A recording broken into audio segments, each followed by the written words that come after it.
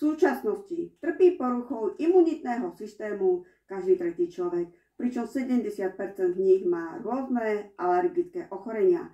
Preto sa v dnešnej dobe stáva nevyhnutnou prevencia, či už je to formou otužovania, užívania vitamínov a minerálov a rôznych doplnkov výživy na podporu imunity. Napríklad Protex je výlučne prírodný doplnok, ktorý podporuje imunitný systém. Obsahuje vitamíny D3, C a beta-glukány. Toto balenie má 60 kapsúl a užíva sa jedna denne, čiže vydrží až 2 mesiace. Je vhodný aj pre deti od 12 rokov.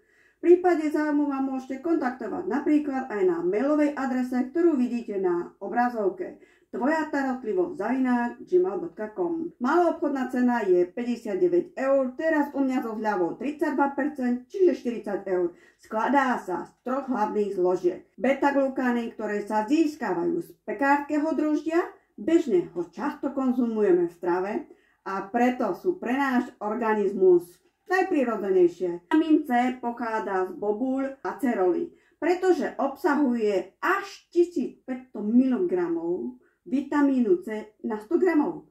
Naproti tomu si vezmeme citrón, v ktorom sa nachádza iba 45 mg na 100 gramov vitamínu C.